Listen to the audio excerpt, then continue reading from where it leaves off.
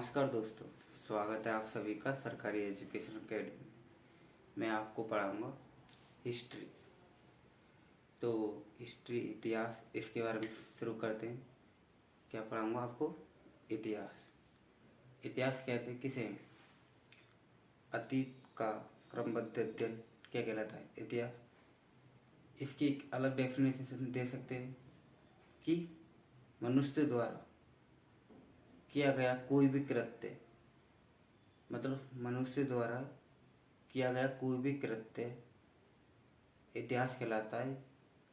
जैसे कि आज मैं कोई काम कर रहा हूँ, वो भविष्य के लिए इतिहास बन जाएगा। इसके लिए हमारे पास 2 पॉइंट्स को जानना जरूरी है। जैसे कि इनका हमारे पास लिखित साक्ष्य होना चाहिए। समझ आता हूँ आपको। इतिहास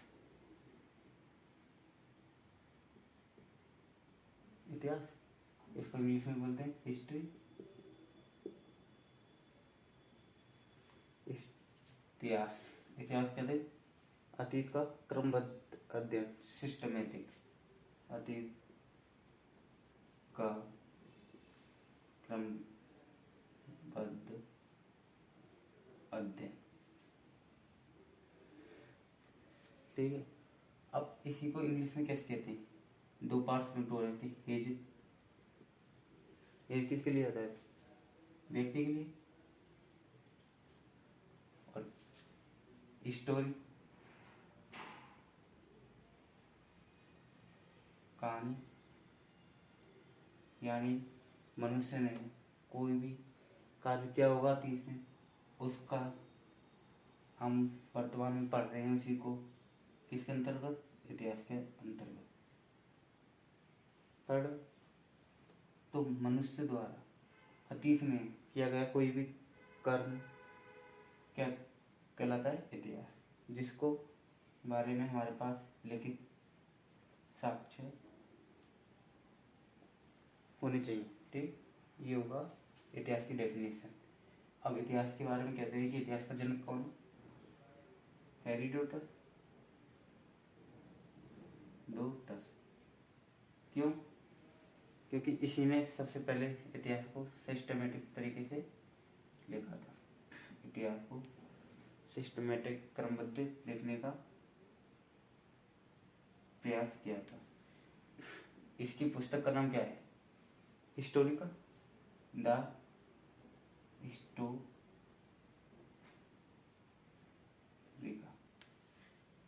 इसमें इन्होंने क्रमबद्ध तरीके से इतिहास को पेश किया था। किसमें? The Historica. और इसके बारे में जानकारी देता हूँ। ये कब हुआ था? लगभग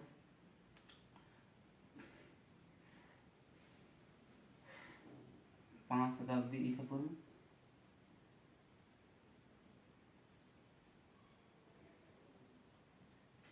हुआ था, ठीक है। अब एक अलग जानकारी बताता हूँ आपके लिए कि हेरोडोटस ने द हिस्टोरिका लिखी। अब हिस्टोरिका यानी हिस्ट्री का भी अपनी हिस्ट्री बनने का एक सफर है। जैसे कि अपन हेरोडोटस ने द हिस्टोरिका लिखी, उसी समय पे एक अलग हुए थे लेखक प्लिनी। इन्होंने भी द हिस्टोरिका लिखी थी, क्योंकि द हिस्टोरिका लिखी थी। बट इनकी हिस्टोरिका और इनकी हिस्टोरिका सेम थी, तो इनमें डिफरेंस कैसे चेंज करें? तो एक मंडली का गठन हुआ यूरोप में गठन हुआ।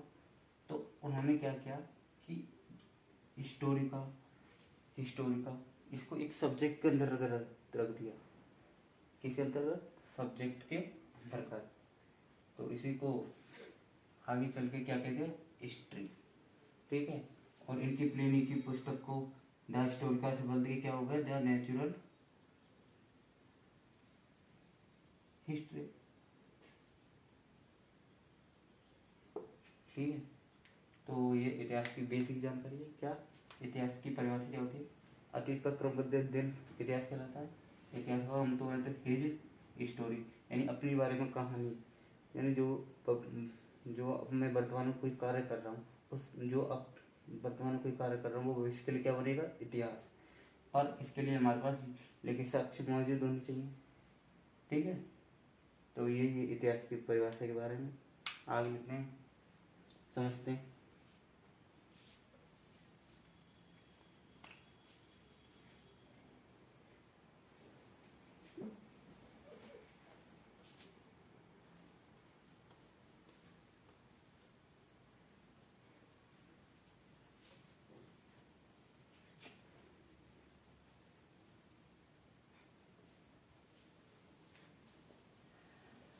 अब इतिहास को मैं 4 भागों में पढ़ाऊंगा आपके लिए। कितने भागों में? 4 भागों में। पहला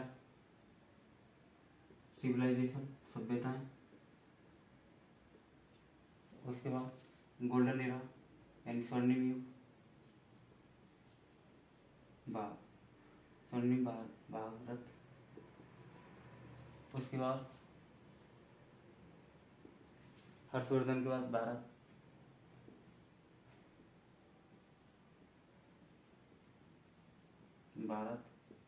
और उसके बाद समकालीन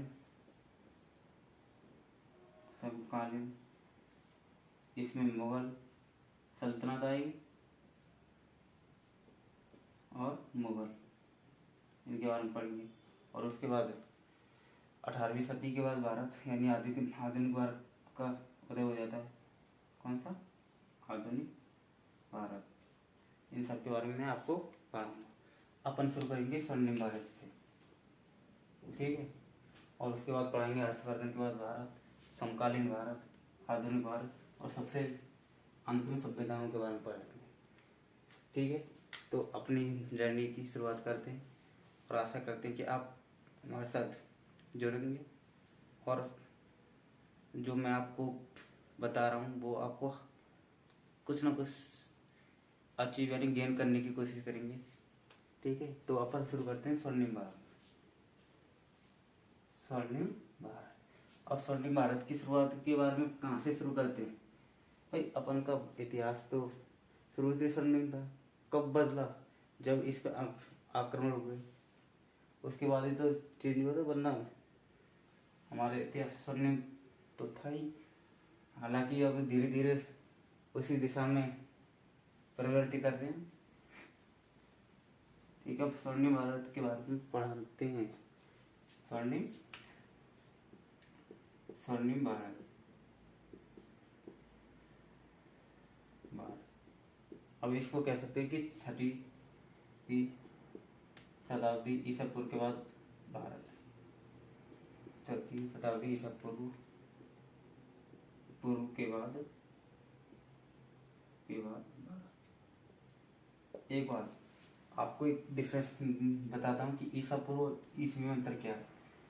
कि अंग्रेजों हुए थे ना, अंग्रेजों के ईश्वर, जिसको क्या कहते हैं, जीसस क्राइस्ट, उनके जन्म के समय को उन्होंने मेजर करा, जीसस क्राइस्ट। अब इनका जन्म हुआ, इनके जन्म से पहले के भाग को क्या कहते हैं, बीसी, और जन्म के बाद के भाग को कहते हैं एडी। इसको क्या कहते हैं, ईसा पूर्व।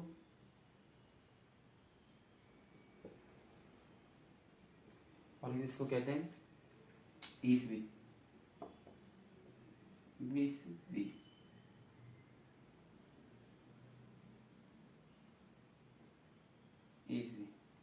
ठीक है। जीसस क्राइस्ट कौन थे? अंग्रेजों के ईश्वर से, इन इंग्लिश में यूरोप वासियों के लिए जीसस क्राइस्ट। इनके जन्म से पहले को क्या कहते हैं, ईसा पूर्व, बीसी, बिफोर क्राइस्ट। क्या कहते हैं? Before Christ. और इसको क्या कहते हैं, एनो डोमिनी, ठीक है। ये ईसा पूर्व ईस्वी में अंतर हो गया, बेसिक। अब आपको पढ़ाएंगे 6वीं शताब्दी ईसा पूर्व के बाद भारत। इस समय इसके बारे में अगर नोट डाउन करना चाहो तो कर लो, ठीक है।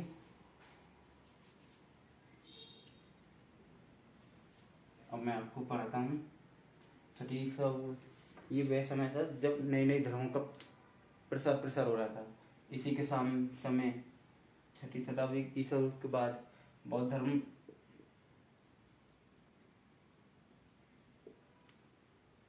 का उदय हुआ, जैन धर्म का उदय हुआ। तो बौद्ध धर्म का एक ग्रंथ था क्या? अगुत्तर निकाय। अगुत्तर निकाय बौद्ध धर्म का एक ग्रंथ था अगुत्तर निकाय। इसमें बताया गया है कि 16 महाजनपद थे।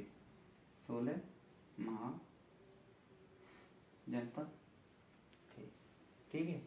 उन्हीं महाजनपदों में सबसे शक्तिशाली था उस समय मगध साम्राज्य। मगध और हम पढ़ेंगे मगध। अब 16 महाजनपदों को आपको मतलब 16 महाजनपद थे, उनके नाम क्या क्या क्या थे? काशी, कुरु, अंग, मगध, चेदी, बल, कौशल, अवंती, गांधार, कंबोज और मगध। ये थे 16, ठीक है। और इसमें पढ़ेंगे आपके लिए मगध। तो आशा करते हैं कि मगध की जर्नी के बारे में बताते हैं आपको, ठीक है। मगध इसी में कौन हुआ था? चंद्रगुप्त मौर्य, अशोक वर्धन, अशोक सम्राट, अशोक कहते हैं इसको, ठीक है। तो शुरू करते हैं आपके लिए मगध से।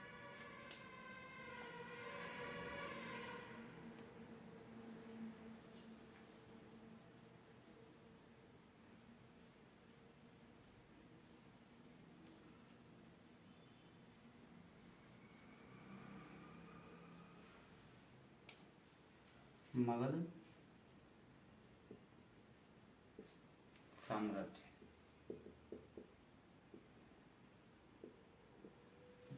अब मेरे से समझिए कि मगध साम्राज्य के बारे में दो कथन है।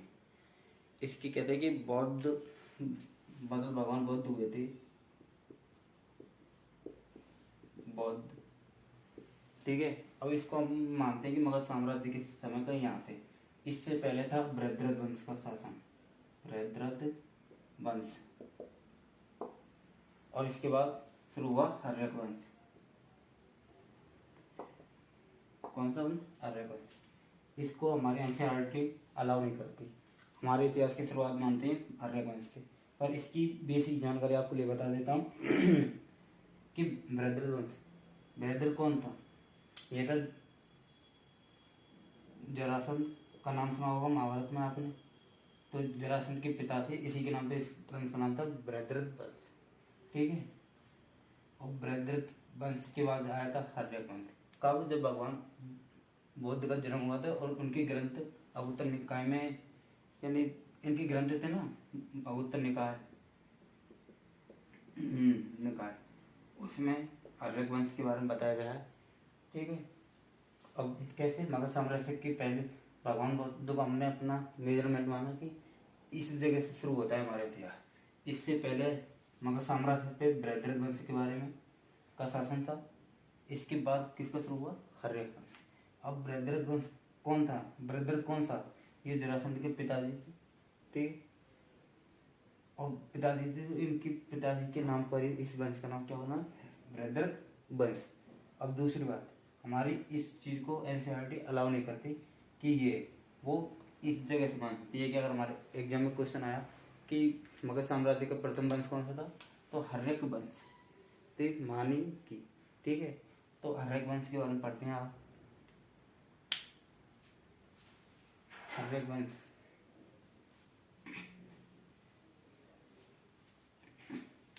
आपको पता है, अब क्वेश्चन आएगा कि अगुत्तर निकाय किसका ग्रंथ है?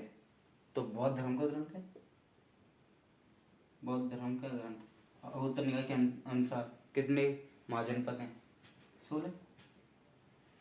अगुत्तर निकाय के अनुसार सबसे शक्तिशाली महाजनपद कौन था? मगध नहीं है। समझ आया ना? तो अब बौद्ध धर्म का शुरू हुआ भगवान बुद्ध के समकालीन हुए थे अपन का हर्यक वंश, हर्यक वंश, ठीक है। और हर्यक वंश के में सबसे प्रभाव, हर्यक वंश का सबसे पहला प्रथम शासक कौन था? बिंबिसार।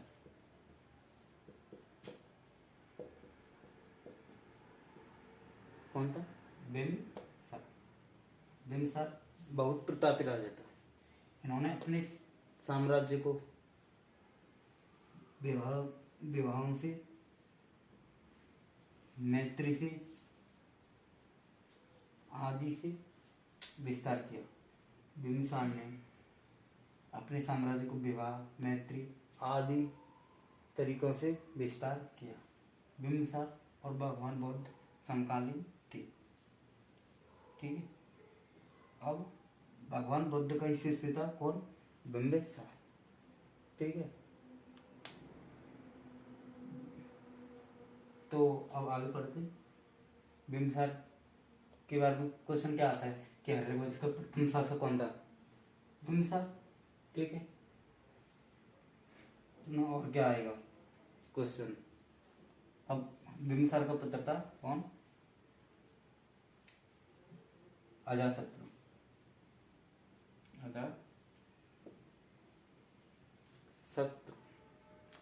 अजातशत्रु ने अपने पिता की हत्या कर दी। ऐसे कहते हैं कि अजातशत्रु ने अपने पिता की हत्या कर दी। कि किस परिपेक्ष से करी? कि अजातशत्रु किसी अन्य गुरु के संपर्क में था। भगवान बुद्ध के संपर्क में कौन था? बिंबिसार। और अजातशत्रु भगवान बुद्ध के ही एक मित्र के संपर्क में था। और क्योंकि भगवान बुद्ध का प्रसिद्ध मतलब भगवान बुद्ध थे, वो ज्यादा प्रसिद्ध थे, तथा इनका मित्र भी था गुरु, वो कम प्रसिद्ध था। तो क्या हुआ कि अजातशत्रु इसके मित्र के संपर्क में था, पिता भगवान बुद्ध के संपर्क में था। तो मित्र के कहने पे, भगवान बुद्ध के मित्र के कहने पे अजातशत्रु ने अपने पिता की हत्या कर दी। समझ में आया? ठीक है। अब कुछ समय बाद टाइम पीरियड बदलता गया। धीरे धीरे अजातशत्रु को रियलाइज हुआ कि वास्तव में बुद्ध भगवान है। तो अजातशत्रु का झुकाव भगवान बुद्ध की तरफ होने लगा और अजातशत्रु भी भगवान बुद्ध का शिष्य बन गया। ठीक है। अजातशत्रु कौन बन गया? भगवान बुद्ध का शिष्य बन गया। ठीक है।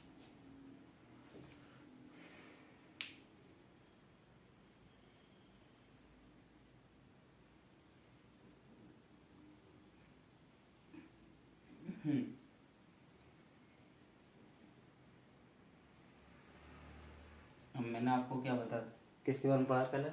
हर्षवर्धन। मैंने आपको पढ़ा दिया बिंबिसार के बारे में। उसके बाद अजातशत्रु के बारे में बता दिया। अजातशत्रु, बिंबिसार प्रथम शासक,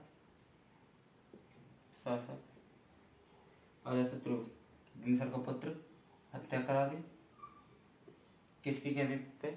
एग्जाम में इम्पोर्टेंट नहीं है। और ये बिंबिसार किसके समकालीन था? भगवान बुद्ध के। और एक इम्पोर्टेंट क्वेश्चन आता है कि अजातशत्रु ने प्रथम बौद्ध संगति का आयोजन किया। प्रथम बौद्ध संगति का आरंभ किया। ठीक है। एग्जाम के लिए आर्यवंश के बारे में प्रथम शासक कौन था? बिंबिसार। प्रथम बौद्ध संगति कब हुई? अजातशत्रु के समय हुई। ठीक है। अब अजातशत्रु की हत्या इसके पुत्र हत्या उदयनी नहीं की। अब कहा गया है ना कि टिट फॉर टैट, इसने अपने पिता की हत्या की। अब इसने भी अपने पिता की हत्या कर दी। ठीक है। किसके लिए? राज्य के लिए। तो आई होप आपको समझ में आया होगा। इस उदयनी के तक आओ। अब यहाँ से पढ़ लिया। अब उदयनी का पुत्र था नागदशक। उदयनी का पुत्र। अब कहते हैं कि हर्षवंश का अंतिम शासक कौन था? भाई अपन पढ़ रहे हैं कि हर्यक वंश का अंतिम शासक कौन था? उदानी का पुत्र, उदानी का पुत्र नाग दशक। नाग दशक कौन था? हर्यक वंश का अंतिम शासक। ठीक है, अब आपको बता दिया कि बिम्बिसार अजातशत्रु की हत्या की कर दी उसके पुत्र उदयनी ने, और उदयनी का पुत्र था नागदशक जो हर्यक वंश का अंतिम शासक था। अब हर्यक वंश की बात शुरू हुआ था कौन सा वंश? शिशुनाग वंश। शिशुनाग वंश। ठीक है, तो इसके बारे में मैं आपको अगली क्लास में बताऊंगा। आयो आपको जो मैंने अभी कुछ पढ़ा है आपको समझ में आया होगा, समझ में आया तो धन्यवाद। और हाँ, धीरे धीरे, और अपन की पहली वीडियो है, गलती होंगी माफ़ करना, अपना छोटा भाई समझकर। और ठीक है, जय श्री कृष्ण दोस्तों।